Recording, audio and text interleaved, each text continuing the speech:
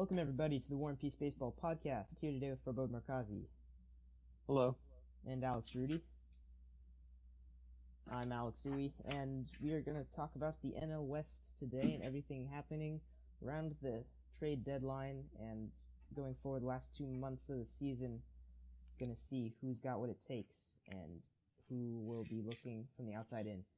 So let's start with the obvious. Dodgers and Giants are the two teams in the race. So they both made a couple moves. Whose do you like better, though? Anybody? Um, Don't all speak at once now. Come on. I think what the Dodgers did, getting two solid pitchers to fill up the 4 and 5, I think that is what they needed. Even though in the playoff series they have basically two guys that would win games 1 and 2. But for the rest of the season, I think they've solidified their rotation, even though I know they're fans, and I know they would have wanted like a Cueto or something. But I think even with Wood, even though he threw that horrible pitch against the Phillies the other day, I think with Wood and Latos, I think they'll get by with a rotation of Greinke, Kershaw, Cueto, Latos. I think they'll be fine. Cueto? I'm not Cueto. You're all over the place right Alex now. Wood and Latos. I'm sorry. Can you remind me of the trade? No, did the Giants do any other trades except for trading for Mike Leake? They did not. Okay. That's what I was wondering. Yeah. I don't know who to root for. I'll give them a tie for the trade deadline. I think they both address their needs equally well, but I think the Dodgers are still the overall deeper and better team. I don't know who to root for. I mean, I like the Giants, but I want them to only win in even years. So that's true. They have to lose. I'm sorry. We're fans of patterns. Anyway, I thought it might be appropriate to share what the trade the Dodgers were a part of. They acquired Matt Latos and Alex Wood and Jim Johnson, as well as Jose Pereza from the Braves, in a 3-team trade between them, the Braves, and the Marlins. The Braves did get the Dodgers prospect Hector Oliveira, and that was the big piece that moved there. Marlins got a few pitching prospects as well, not worth mentioning. But those are the big pieces that moved. The Dodgers got quite a lot, and the Braves really just got what they wanted in Oliveira. So it's an interesting move. I think the Dodgers knew they were going to be fine without Oliveira, and they really used him to address a lot of their needs. So worked out well for them. As well as the Giants trading Mike Leake, trading for Mike Leake, with the Cincinnati Reds trading away 2 pitching prospects. Again, Mike Leake's very San Francisco Giant type pitcher. They went after Jake Peavy last year, and I think Mike Leake will fill a similar role as Peavy did last year. And overall, though, I still like the Dodgers just because of their depth. They did lose Justin Turner to a little DL stint, and they are still going to have to work out their shortstop situation a little bit more, because Rollins has been good, but once you decide to bring up Corey Seager, they're going to have 2 guys that can play shortstop every day, so they're going to have to figure out what they're going to do with that. Who's their starting third baseman? Right now. Caiazzo? Yeah, right now. Is it? Do they have Caiazzo? They have, yeah. He was in the Uribe. What? Oh, he was. Oh, yeah. I do remember that. That was a while ago. Yeah, I guess him. I don't think Turner's out for very long, but okay. No. For now. I mean, I think the Dodgers are fine without Justin Turner for like a week or a couple weeks. Justin Turner's a very good third baseman. He's a very good third baseman, but I think with the top 2 guys in that rotation throwing 30 innings scoreless, and then the rest of the team doing pretty good. I think they'll be fine. Yeah, and the question is also with the Giants is they are fighting for a second wild card spot, even because the Pittsburgh Pirates are just ahead of everybody. They have a better record than the Dodgers, and they have that first wild card for right now. And the Cubs are also fighting for that second wild card, and they have a very similar. I think they have a half game worse record than the Giants, so that's going to be an interesting race. And something. Let's give the teams at the bottom of the division a little more love. The Diamondbacks are 2 games under 500. They've been playing very good baseball lately. The Padres did not make a lot of trade deadline moves, even though they probably shoulda. But they still thought they were in the hunt for some reason. Wait, guys, my bad. Alex Bad. Guerrero starts at third base. Okay, that makes sense as well. They have a lot of depth, as I said, so no worries. As I said. That's what everybody's saying. Yep. So, okay, thanks for the update. So let's talk about the Diamondbacks and Padres a little bit before we go into Colorado and what they did. I think the Padres not trading Justin Upton and other pieces just shows that, I don't know, it shows either confidence or AJ Preller not willing to give up on what he's done so far. It shows AJ Preller isn't willing. Being stupid too. He isn't willing to admit that he's wrong. Yeah. He's not willing to give up on what he thought was just gonna absolutely work, but it didn't. But he doesn't want to be wrong, like you said. Mm-hmm. And I think part of it is because, I don't know, like Will Myers played very well for them, has been injured a lot of the season. Matt Kemp has just flat out underperformed. I don't know what they're waiting for with him. So the outfield plan did not work very well. Justin Upton's been the only real producer. And go ahead. No, you go, please. Well, Justin Upton's also a free agent at the end of the year who they're almost definitely going to lose, and he's a terrible defender. So, he really, I mean, the fact that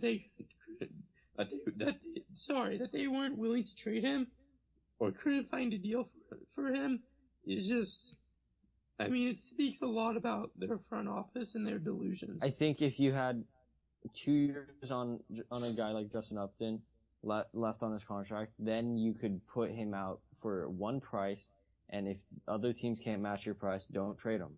But because then you still have another year to trade him, and you won't get your high price back. But if you only have 1 year left on a deal on a guy that probably won't resign, you have to see how you can get as much value as you can. Mm-hmm. And I also wanted to mention Derek Norris has been very good, so no problems there. But the rest of the Middlebrooks is nothing, and they didn't address any middle infield. They didn't address a lot of problems they had. So I think the Padres not in a good spot to do anything. Pitching is underperformed. Can I say one more thing? Yes. The other guy they really frustrated was Craig Kimbrell, because he really has no role on their team, considering how bad they are. They have no use for a closer. I thought he would have been traded to a team that needed a closer. I mean, they already ruined their very good farm system to get this team that they have. And, I mean, sometimes just cut your losses, admit you're wrong and start over, and not just try to convince yourself that there's still hope and live in a delusion. Yeah, that seems what the Padres have. I mean, it's harsh, but it's just the reality. Yeah, this whole season. And I just wanted to mention really quick, or I guess kind of transitioning into the whole Blue Jays Rockies thing. I think Justin Upton to the Blue Jays. Could you imagine that? On top of everything else. Why would the Blue Jays do that? I don't. Why not? Why would they do that? Where would he even play? Left field instead of Ben Revere? I would rather have Ben Revere. I would rather have Ben Revere. Ben Revere's a better fit for them. Yeah, he's a way better fit for them. He's a very great defensive player, and then they have they finally have a solidified leadoff hitter who gets on base, steals bases, and allows the big hitters behind him to bring him in. I mean, nothing against Justin Upton, but I think he's Ben also Revere, cheaper, and you're not going to lose him at the end of the season. Exactly. Well, sorry to tell you, but he's not leading off right now, and I don't think you can argue that Ben Revere is more valuable overall than Justin Upton is. We didn't say overall, we said for the Blue Jays. I'm just saying, could you imagine a Blue Jays lineup that added Justin Upton to the mix? I mean... And then they still have David Price. Just let it sink in for a second.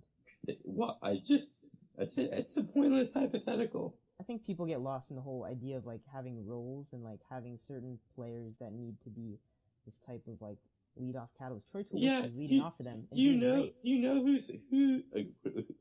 would agree with that statement 100%? AJ Preller, and look where he is now.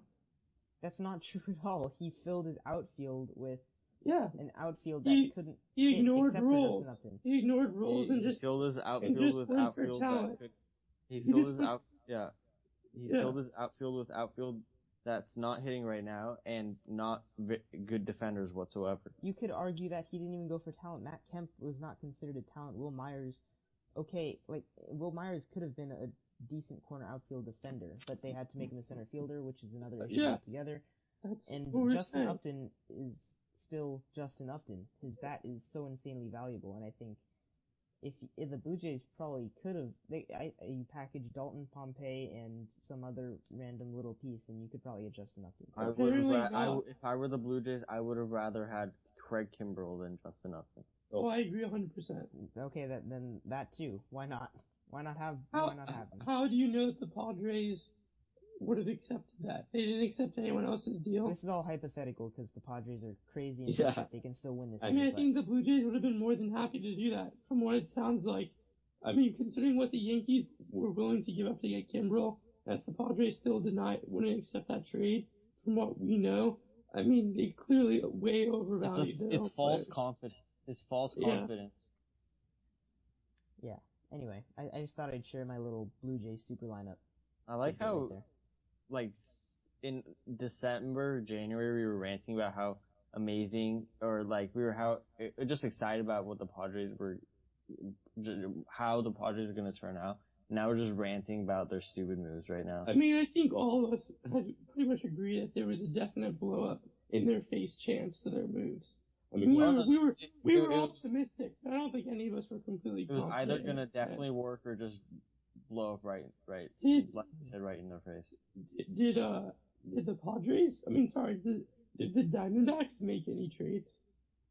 The Diamondbacks did trade Mark Trumbo a while ago. No, at the trade deadline, I'm wondering. At the deadline, they did not. Okay, and so I think then the only elephant in the room left to address would be the Tulo trade, which I would like to take the lead on and say that the Rockies got a horrendous return for him. Rockies got terrible return. The more and more I hear writers and analyzers discuss the deal. Analyzers? Yes, that is a word. I think they like to be called analysts. Yeah. Analysts. The more I hear them, the less positive remarks I'm hearing on the Rockies' behalf. I'm not a fan of Miguel Castro, personally. I don't really see it with him. I don't think he's going to be a starter. I really see him as a reliever. He could be a very, very good reliever, but you don't trade away the best shortstop in the league for a very, very good reliever. And Matt Hoffman, the other top prospect they got, just had Tommy John, so who even knows what he's going to be.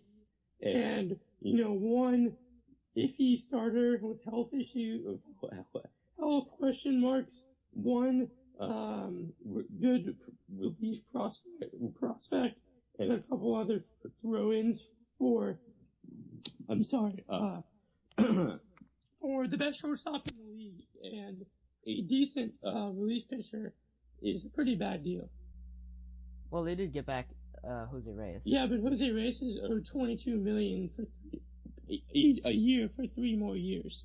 And Yeah, is it's just as bad. and is barely a league average shortstop at this point. If anything, he makes the trade all from bad to worse.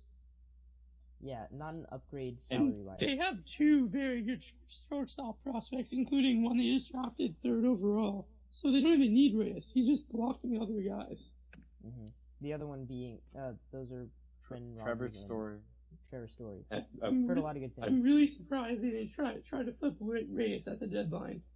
Yeah. I expected them to flip Race and then also try to trade Cargo. Neither have. Would have been a good move. Oh, Cargo has proven Cargo. he can still hit, though, so I don't know. I think Cargo, I don't know. I would agree. He's probably, if you're going to trade Tulo, I think you should probably get rid of If you're gonna Cargo. trade one of them, you have to trade the other. I'm gonna be honest. I used to say they should just blow it all up and start over. But in my honest opinion, I actually, the more I think about it, the more I'm thinking they should have just tried to keep their core together. I mean, there's kind of just screwed because I mean they really had all the position players you need, and they're just gonna be screwed by their ownership's inability to sign pitching free agents and their management's inability to develop pitching prospects. I mean, if I'm the Rockies and I have a great top prospect shortstop in Trevor Story coming up within the next year or two, I would not trade the best shortstop in the game for another shortstop. They also traded him at his lowest value, I think, in years. Well, no, because he's proven he's healthy and he was hitting very well, just not for as much power. I don't know. I think the health. I was think they very should have positive. waited to prove either that he was going to be healthy for a full season or traded him when people thought he still had MVP caliber seasons left. Mm-hmm. I just think if you were going to get rid of him, you need to really get a 1 in a million. You need to get You need to get top pitching prospects. You need to get really equal value. You can't get 75 cents on the dollar. Yeah, you need to get. I mean, I'm really surprised they didn't get Daniel Norris or Aaron Sanchez, and that's really telling about their front office's ability to improve the ball club. I think. Yeah, I agree. So, just overall, I think we've all said it at some point or another, but if you list top to bottom your NL West standings, who you got? The Dodgers, Giants, and then the rest of them. And then the rest of them. I agree 100%. I could really care less about anyone. Yeah, I don't really care about anyone else in that division. Yeah. I mean, I care about the Diamondbacks only because they have an MVP on their team that can't win an MVP just because of the team he's on. But other than that, yeah. So, I don't know. That's gonna do it for, yeah. Yeah, never. Anything else? No. Not important? Nope. Alright. Well, that's gonna do it for our NL West, trade deadline recap. That is all for now. Of course, you can check us out on Twitter at WPB_podcast. You can also email us at warandpeacebaseball@gmail.com. And you can also find us on Instagram, war_peace_baseball. And please tweet us any questions you have. We'd love to answer them, and probably on the podcast too, so if that's something you'd like to have done. Anyway, that is all. As always, for Bode. Peace.